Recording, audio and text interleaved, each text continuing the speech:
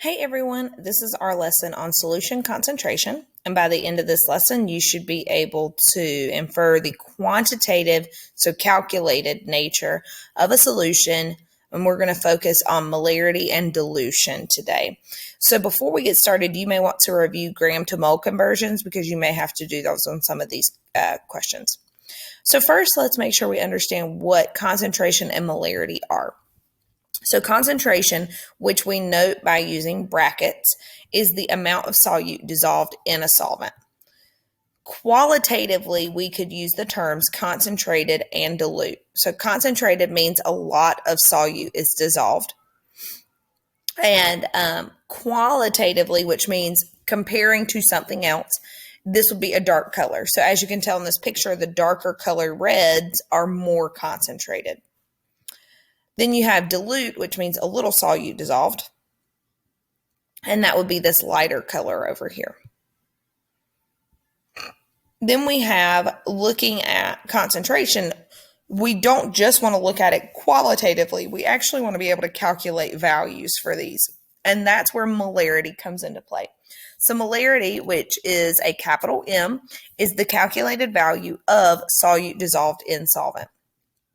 This is our quantitative measurement, and our formula for this is capital M is equal to moles of solute per liter of solution.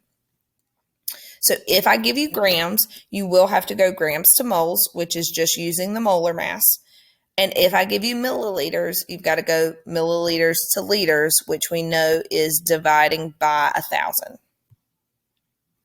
Okay, so let's go through this first example together. So it says, what is the molarity of a solution when 2.7 moles of NaCl are dissolved in 300 milliliters of solution? Okay, so there's our capital M, there's our moles, and this we need to switch to 0.300 liters because 300 divided by 1,000 is 0.3. So we know our calculation is M is equal to moles of solute per liter of solution. Okay, so we've got 2.7 moles over 0.3 liters, and you're just going to plug that in, easy peasy. And when you do that, you should get 9 molar, if I did that right, 2.7 divided by 0.3. Yes, 9. So it's very, very easy there. These are not hard calculations. You just have to make sure that your units match. That is going to be the hardest part, which you'll see in your example problem here. Because I give you, let's underline it. We're looking for molarity. I give you 1,200 milliliters and I give you 45 grams. So remember, you've got to take that to moles first. And you've got to take that to liters before you can calculate it. You cannot calculate molarity any other way. So pause your video and try that example. All right, so now let's talk about molarity by dilution. So whenever we buy chemicals so that we can use them in the lab, most of the time we buy what are called stock chemicals, which means they are extremely concentrated, and then we dilute them down to what molarity we need, because then we can buy a bottle of 12 molar of an acid, which is very strong, but we can use it for years and years and years to dilute down to the concentrations that we need, instead of a bunch of little bottles that we have to keep buying every year. And we do this by adding water to a stock solution to make it less concentrated. So you would measure out the amount of stock solution you need, add the amount of water that you've calculated to give you the desired concentration that you want at the end.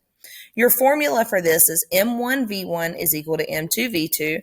Remember, if you have variables that are multiplied, that means they are inversely related. So if you increase the volume, you're going to decrease the molarity, which is what we want.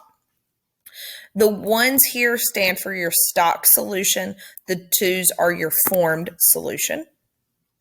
And this calculation, how we set this up, is to solve for the amount of solute needed.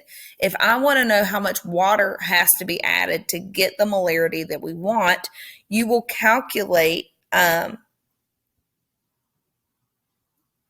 one of these volumes, whichever one you need. So you would calculate your Yeah, so it would be total volume, which would be the V2, minus the V1, which would be just the stock solution.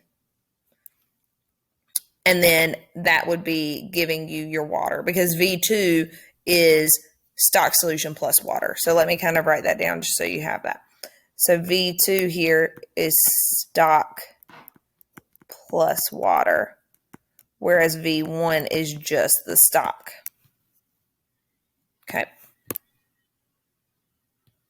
And then let me clear this out. Hold on. So you do not have to be in liters here. As long as both of your volume units are in the same milliliters or liters, you do not have to change to liters. So let's go ahead and let's try this example together. So how many